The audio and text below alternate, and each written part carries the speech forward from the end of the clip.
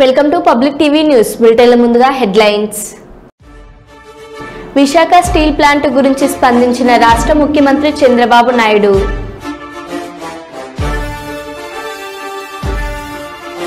Road లేక కర్రకు మృతదేహాన్ని కట్టి 7 కిలోమీటర్లు మోసుకెళ్లిన గిరిజనులు.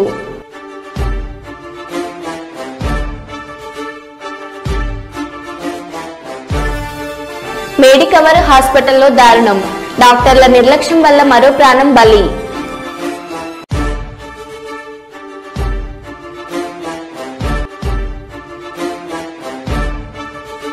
కుప్పం మున్సిపల్ పరిధిలోని 10వ వార్డులోని డీకేపల్లిలో పరిష్కార వేదిక కార్యక్రమాలు. ఇక వివరాల్లోకి వెళ్తే, నల్గొండ జిల్లా నాంపల్లి మండలంలో అక్రమంగా బెల్ట్ షాప్ నిర్వహిస్తూ మద్యం అమ్ముతున్నారన్న సమాచారం మేరకు నాంపల్లి స్థానిక ఎస్ఐ మొగుళ్ల శోభన్ బాబు వివిధ గ్రామాల్లో తనిఖీల్లో భాగంగా బెల్ట్ షాప్లో అక్రమ మద్యం మరియు నాటుసారా పట్టుకోవడం జరిగింది. అనంతరం వారిపై కేసులు నమోదు చేశారు. అందులో భాగంగా వివిధ గ్రామాల నుండి బెల్ట్ షాప్ యజమానులు పిలవడం జరిగింది. ఎవరైనా నాటుసారా బెల్ట్ షాప్ అక్రమ మద్యం అమ్మడం గాని చేస్తే 5 లక్షల జరిమానా లేదా 6 నెలల జైలు శిక్ష ఉంటుందని హెచ్చరించారు. ఈ కార్యక్రమంలో స్థానిక పోలీసులు సైదులు, మౌనిక, సంధ్య తదితరులు పాల్గొన్నారు. కొంతమంది మెల్లవాయి అవునా, ఈ 3 విలేజ్కి సంబంధించి మిమ్మల్ని మీకు పిలవడానికి ముఖ్య కారణం ఏంటంటే 4 విలేజ్కి సంబంధించి పిలవడానికి కారణం ఏంటంటే మీ ఊర్లలో ఈరోజు నుంచి ఒక్కటి బెల్ట్ షాప్ అమ్మకూడదు. బెల్ట్ షాప్ అంటే కోటర్లు తెచ్చుకొని అమ్మకూడదు, సారా అమ్మకూడదు, ఇంకా గుట్కా కూడా అమ్మకూడదు. మీకు రాయించిన బాండ్ 5 లక్షలు కట్టని ఎడల నేను 6 నెలల జైలు శిక్ష పడేసినట్టు ఖచ్చితంగా చేస్తా. ఒక్కరు కూడా అమ్మొద్దు. ఎవరు నమ్మినా కానీ నాకు ఫోన్ చేసి అమ్మంటే పట్టియాలి, వాడు నిలబెట్టి వాళ్ళు ఏమైనా యాక్షన్ తీసుకుని నేను వాళ్ళ మీద కేసు చేసిన తర్వాత మీతో మాట్లాడతాను. ఓకే, మీరు ఎవ్వరు కూడా భయపడాల్సిన అవసరం లేదు. ఎక్కడ కూడా సార్ వాళ్ళ పేరు చెప్తే మమ్మల్ని ఇబ్బంది పెడతారు, మమ్మల్ని తిడతారు, మమ్మల్ని బదనాం చేస్తారు, మమ్మల్ని రోడ్డు మీద వేస్తారు అని అంటే ఖచ్చితంగా మీకు వాళ్ళ మీద కేసు తీసుకురేస్తాం. ఫస్ట్ మీ ప్రతి ఒక్క పౌరుడు కూడా బాధలేదు. ప్రైవేట్ పర్సన్ కూడా వ్యతిరేకమైన చర్యలు చేస్తుంటే ఆయన అరెస్ట్ చేసి మాకు 6 అవర్స్ లోపు 6 గంటల లోపు పోలీస్ స్టేషన్లో హ్యాండ్ ఓవర్ చేసే అధికారం మీకున్నది లీగల్గా. కొత్త చట్టం ప్రకారం ఒక వ్యక్తి ఎవరైనా నమ్మదైన సమాచారం మేరకి అతను తప్పు చేసిండు, నేరం చేసిండు మీరు భావిస్తే మీరు అరెస్ట్ చేసి కూడా పోలీస్ స్టేషన్లో హ్యాండ్ ఓవర్ చేయొచ్చు.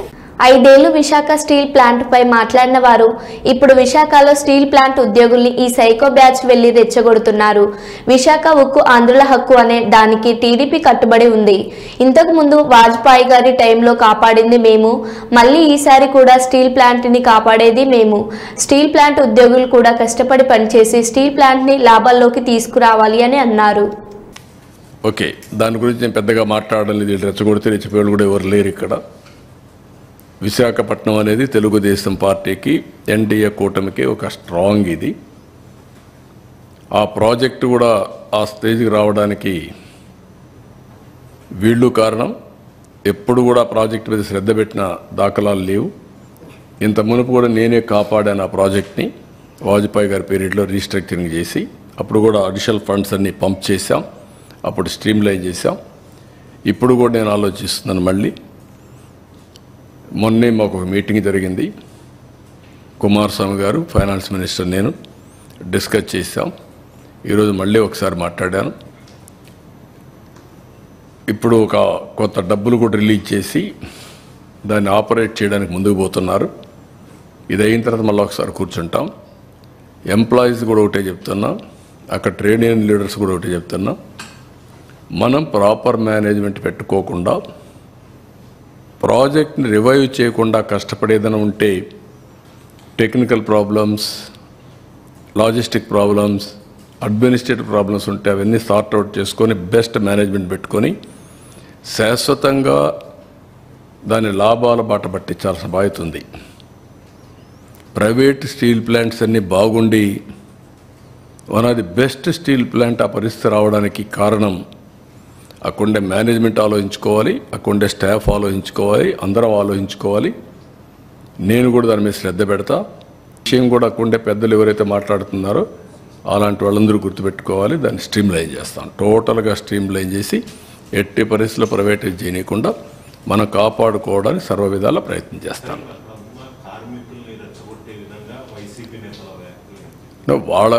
వాళ్ళ పని ఏంటి?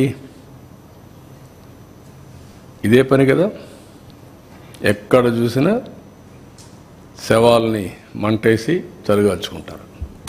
అది వాళ్ళ నేచర్, అది ఆ పార్టీ నేచరే. అది 5 ఏళ్ళు ఎప్పుడన్నా మాట్లాడారా? ప్రైవేటైజ్ చేయడానికి పోతే కూడా ఒకసారైనా మాట్లాడారా?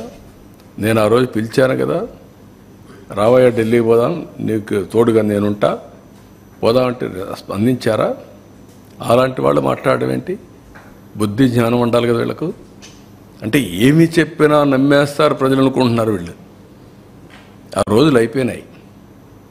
వ్యక్తిత్వం, విశ్వసనీయత లేని వ్యక్తులు ఏం చెప్పినా నమ్మరు. మొన్నటి వరకు మీరు మభ్యపెట్టారు. మభ్యపెట్టిన దానివల్ల ప్రజల్లో ఏదో చెప్తున్నారు అనుకున్నారు. ఒక్కసారి అన్నారు, ఒకసారి చూశారు, ఏం జరిగింది కూడా అర్థం చేసుకున్నారు. మళ్ళీ ప్రజలు నమ్మే పరిస్థితులు లేరు. ఆ విషయం వీళ్ళు గుర్తుపెట్టుకోవాలి. విజయనగరం జిల్లా గంట్యాడ మండలం కొండపర్తికి చెందిన రాజారావు అనే గిరిజనుడు ఆసుపత్రిలో చికిత్స పొందుతూ మృతి చెందాడు. అతని మృతదేహం తరలించడానికి బోటు లేక, రోడ్డు లేక గిరిజనులు అవస్థలు పడుతూ ఉన్నారు. ఒక కర్రకు రాజారావు మృతదేహాన్ని కట్టుకొని 7 కిలోమీటర్లు నడుచుకుంటూ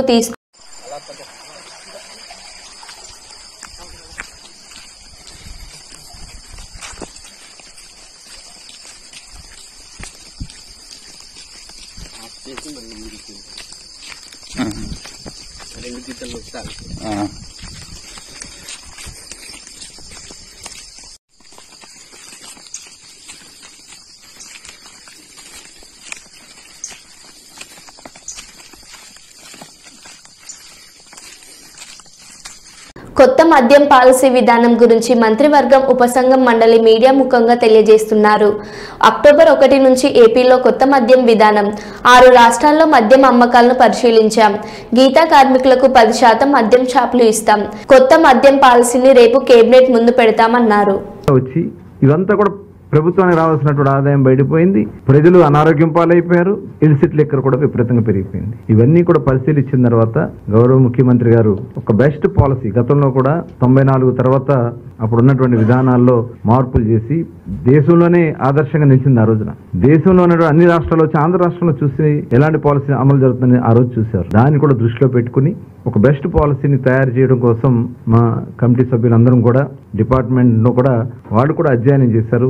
దేశం అంతా వెళ్ళి దాదాపు ఒక 6 రాష్ట్రాలు గవర్నమెంట్ షాపులు అమలు జరుగుతున్నటువంటి విధానం, ప్రైవేట్ షాప్స్ అమలు జరుగుతున్నటువంటి విధానం, అటు ప్రైవేటు గవర్నమెంట్ కలిపి నడుపుతున్నటువంటి విధానం, ఇవన్నీ కూడా స్టడీ చేసి వాళ్ళకు రిపోర్ట్ చేసి ఇవ్వడం జరిగింది. అలాగే ట్యాక్సేషన్ కూడా ఏ రకంగా ఉందనేది ట్యాక్సేషన్ విషయంలో కానీ, ఎందుకంటే గతంలో మేము ఎన్నికల మేనిఫెస్టోలో ఇచ్చినటువంటి రిజర్వేషన్ కూడా ఏదైతే గీత కార్మికులు ఉంటారో ఆడి ట్యాపర్స్ కు సంబంధించి కళ్ళు గీత కార్మికులకి 10% షాప్స్ ఇస్తామని చెప్పి ఆ రోజున ఎన్నికల్లో హామీ ఇచ్చాం. దాని మీద కూడా ఒక రిపోర్ట్ తయారు చేసుకుని ఇవన్నీ కూడా మరి ముఖ్యమంత్రి గారికి ముందు రేపు సబ్ కమిటీ ముందు రేపు కేబినెట్ ముందు పెట్టడానికి ఇది ఈ రోజు 3వ సమావేశం కూడా కండక్ట్ చేసుకున్నాం. ముఖ్యమంత్రి మొత్తం 4 సమావేశాలు అయినాయి. రేపు కేబినెట్ ముందు మా ప్రపోజల్ దీన్ని మరి పెట్టాలని చెప్పి నిర్ణయించుకున్నాం. దీనిలో సరసమైనటువంటి ధరలకి నాణ్యమైనటువంటి బ్రాండ్స్ తో ప్రజల ఆరోగ్యాలను కాపాడే విధంగా ఈ పాలసీని డిజైన్ చేయాలని, అలాగే దీనివల్ల ఏంటంటే నార్కోటిక్ విపరీతంగా డ్రగ్స్ కానీ గంజాయి కానీ వాళ్ళు విపరీతంగా యూత్ అంతా కూడా గతంలో బీర్ సేల్స్ కి ఇప్పుడున్న బీర్ సేల్స్ కి 50% పడిపోయింది. కేవలం రేట్లు పెంచడం వల్ల వాళ్ళందరూ కూడా డైవర్ట్ అయ్యి గంజాయికి డ్రగ్స్ కి వాళ్ళు డైవర్ట్ అయిపోయారు. తిరిగి అవన్నీ కూడా కంట్రోల్ చేయడానికి కూడా మరి దీంట్లో ఈ పాలసీలో కొంత ఈ ఎరాడికేషన్ కి సంబంధించి ఏదైతే మద్యాన్ని నియంత్రణ కోసం రేపు రాబోయే కాలంలో కొంత ఫండింగ్ కూడా దానికోసం ఖర్చు పెట్టడానికి కూడా నిర్ణయించుకోవడం కూడా జరిగింది. మహబూబ్ నగర్ జిల్లా చింతకుంట మండల కేంద్రంలోని విశ్వకర్మ కమ్యూనిటీ హాల్లో మంగళవారం విశ్వకర్మ మండల కమిటీ ఆధ్వర్యంలో విశ్వకర్మ జయంతి ఘనంగా నిర్వహించారు. విశ్వకర్మ భగవాన్కు ప్రత్యేక పూజలు జరిపారు. ఈ సందర్భంగా విశ్వకర్మ సంఘం నాయకులు మాట్లాడుతూ విశ్వకర్మ చూపిన మార్గంలో మనమంతా కృషి చేయాలని కోరారు. అనంతరం అన్నదాన కార్యక్రమం నిర్వహించారు. ఈ కార్యక్రమంలో మండల విశ్వకర్మ సంఘం నాయకులు శ్రీనివాసులాచారి, సుదర్శనాచారి, భాస్కరాచారి, శ్రీనివాసులాచారి, భానుమూర్తి, వేణుచారి, మేనచారిలతో పాటు మహిళలు పాల్గొన్నారు. జై విశ్వకర్మ, జై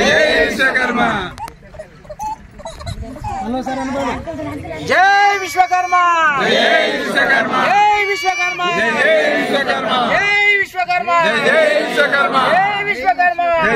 విశ్వకర్మ, జై విశ్వకర్మ, జై విశ్వకర్మ, జై విశ్వకర్మ, జై విశ్వకర్మ, జై విశ్వకర్మ, జై విశ్వకర్మ.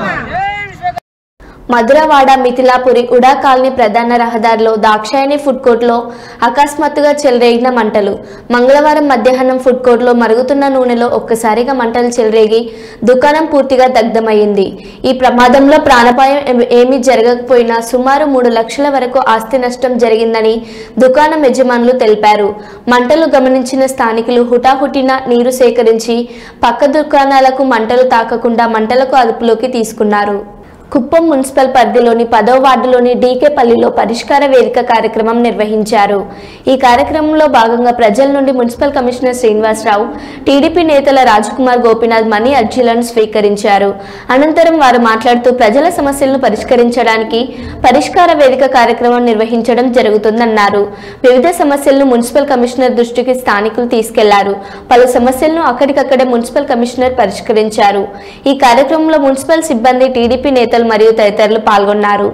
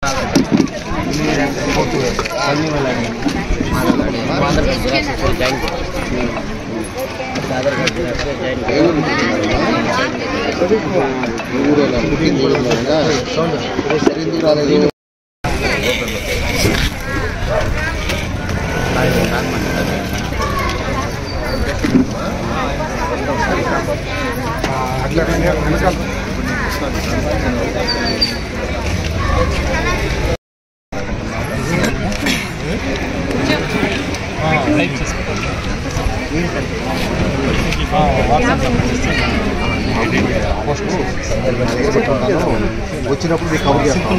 ఫోన్ నెంబర్ కదా 50 ఏళ్ళు కనుక వచ్చినప్పుడు మీకు ఇన్ఫర్మేషన్ చెప్తారు.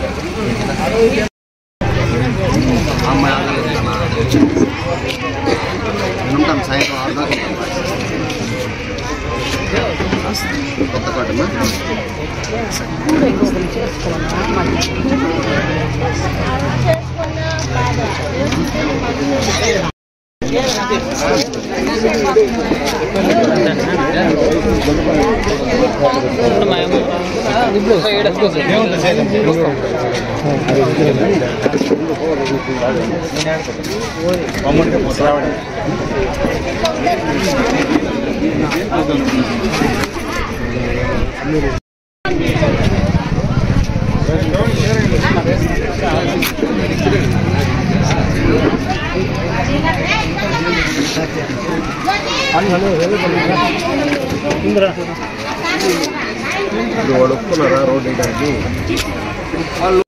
జగిత్యాల జిల్లా ధర్మపురి మండలంలో గణేష్ నిమజ్జన వేడుకలు ప్రశాంత వాతావరణంలో అంగరంగ వైభవంగా కొనసాగాయి.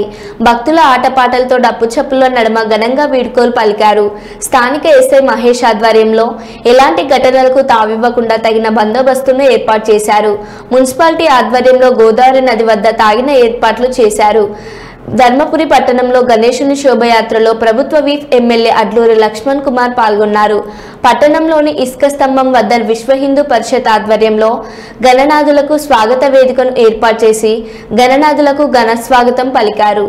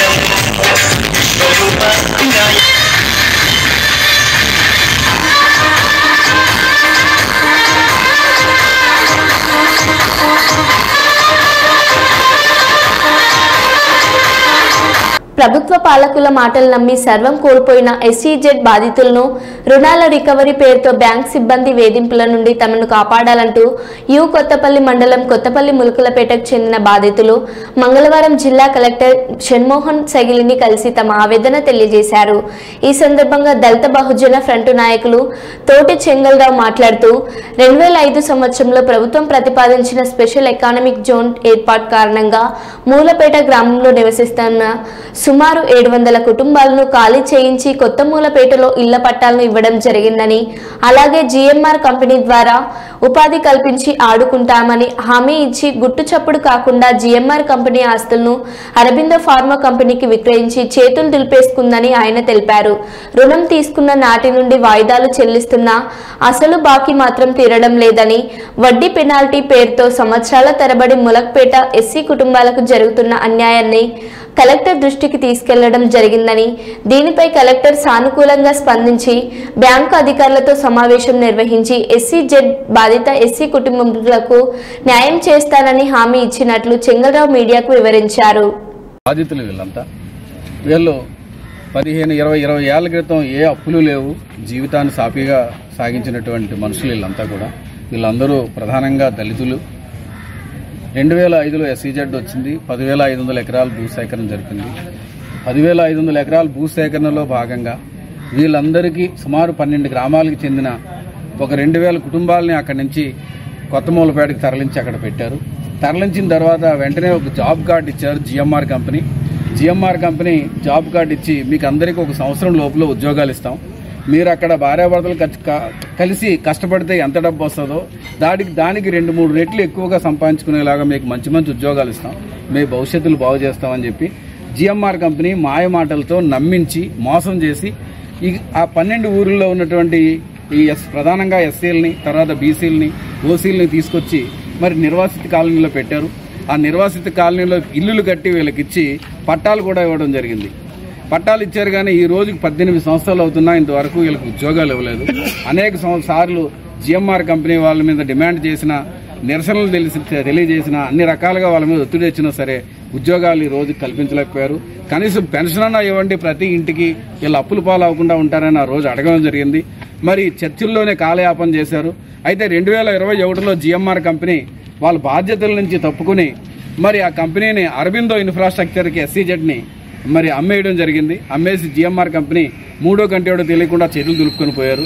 కనీసం ఎస్సీజెడ్ను మరి అరబిందోకి అమ్ముతున్నప్పుడు ఈ బాధితుల సమస్యల మీద జిఎంఆర్ కంపెనీ ఇచ్చిన హామీలు ఏమిటి అనేది కూడా మరి వాళ్ళకి తెలియజేయలేదు. జిఎంఆర్ కంపెనీకి కాలనీ వాసులకు గతంలో అగ్రిమెంట్ జరిగింది. ఆ అగ్రిమెంట్ను కూడా వాళ్ళు మాట్లాడలేదు. ఉద్యోగాల కోసం మాట్లాడలేదు. బాధితులకు సమస్యల గురించి మాట్లాడలేదు. ఈ రకంగా బాధితులకే తెలియకుండా, రైతులు తెలియకుండా SEZ భూముల్ని మరి అరవిందో కంపెనీకి ఇచ్చేసి వెళ్ళిపోవడం జరిగింది. ఆ రకంగా జిఎంఆర్ కంపెనీ SEZ బాధితుల్ని ప్రధానంగా ఎస్సీలను మోసం చేసింది. మరి ఈ క్రమంలోనే మరి అక్కడ ఉపాధి లేక, ఉద్యోగాలు లేక పక్క గ్రామాలకు వెళ్ళి వలస కూలీలుగా పనిచేసుకోవడం, రోజుకి పూట తింటే పూట తినక పరిస్థితులు అక్కడ ఏర్పడినాయి. మరి ఈ నేపథ్యంలో మరి పిల్లలకు పెళ్లి చేయాలన్నా, పిల్లలను చదివించాలన్నా, ఒకవేళ ఏదన్నా పెద్ద జబ్బు వస్తే వైద్యం చేయించుకోవాలన్నా అప్పుల మీద ఆధారపడ్డారు. అప్పుల మీద రోజువారీ అప్పులు కానీ మైక్రో ఫైనాన్స్లోని, తర్వాత అస్మిత మైక్రో, స్పందన ఫైనాన్స్ అట్లాంటి నిర్బంధంగా డబ్బులు వసూలు చేసే కంపెనీల్లో అప్పులు తెచ్చుకున్నారు మహిళలు కానీ వీళ్ళు కానీ. మరి ఈ నేపథ్యం 2018-19లో మరి కొన్ని ప్రైవేటు బ్యాంకులు, అంటే IIFL పేరుతో ఒక బ్యాంకు, మరి Jampeta cooperative urban bank limited అని ఒక bank, Visakha cooperative urban bank పేరుతో ఒక బ్యాంకు, పిన్కేర్ బ్యాంక్తో ఒక బ్యాంకు వచ్చి ప్రధానంగా SEZ బాధితులను లక్ష్యంగా చేసుకుని వీళ్ళ దగ్గరికి వచ్చి మీకు రుణాలు ఇస్తామని 3 లక్షల నుంచి 7 లక్షల రూపాయల వరకు రుణాలు ఇచ్చి వీళ్ళ దగ్గర నుంచి ఇంటి డాక్యుమెంట్లు తీసుకుని వాళ్ళు పెట్టుకోవడం జరిగింది. ఇచ్చినప్పుడు ఎంత వడ్డీయో వీళ్ళకి తెలియదు, బ్యాంక్ పేరు తెలియదు, బ్యాంక్ అడ్రస్ ఎక్కడుందో తెలియదు, నెలకి ఎంత కట్టాలో కూడా తెలియదు. ఆ రకంగా వీళ్ళ దగ్గర నుంచి లంచాల రూపంలో కూడా 50,000 నుంచి ప్రతి ఒక్కరి దగ్గర 1,00,000 రూపాయల వరకు తీసుకున్నారు. ఈరోజు రౌడీలను సుమారు 70%, 80% రుణాలు ఈ రోజు తీర్చేసినా సరే ఇంకా రుణాలు ఉన్నాయి, ఇంకా కట్టాలని చెప్పి ఓడీల పేర్లతోని, ఫైనల్ పేర్లతోని, పెనాల్టీల పేర్లతోని ఈ రోజు కూడా వేధిస్తూ తాళాలు పట్టుకొని ప్రైవేటు వ్యక్తుల్ని, రౌడీలను తీసుకొచ్చి వీళ్ళని భయకంపితులను చేసి మనుషుల్ని ఇంట్లోంచి బయటికి లాక్కొచ్చే పరిస్థితి ఉంది. కట్టనంటే అర్ధరాత్రి 12 గంటలైనా 1 గంట అయినా సరే వాళ్ళు ఇంటి దగ్గరే కుర్చీ వేసుకొని గుమ్మాలో కూర్చొని వీళ్ళు వేధింపులకు గురి చేయడం జరుగుతూ ఉంది.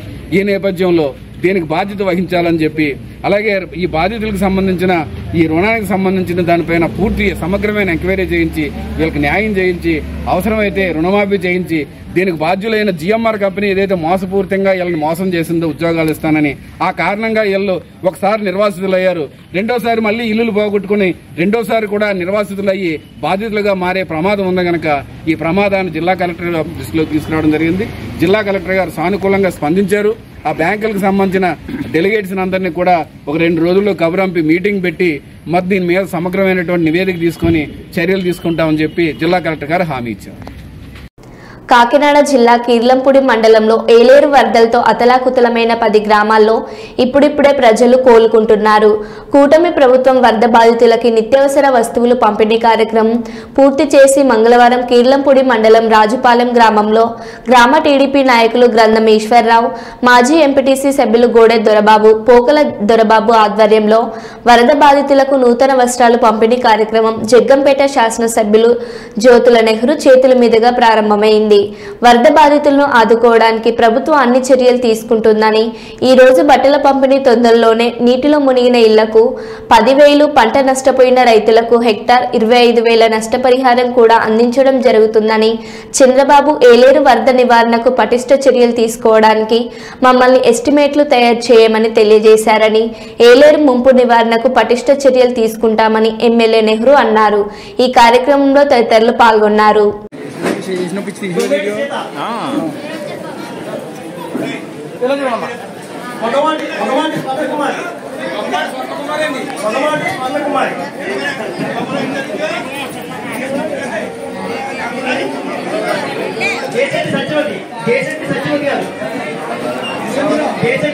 మరో బులెటిన్లో మళ్ళీ కలుద్దాం. Stay tune.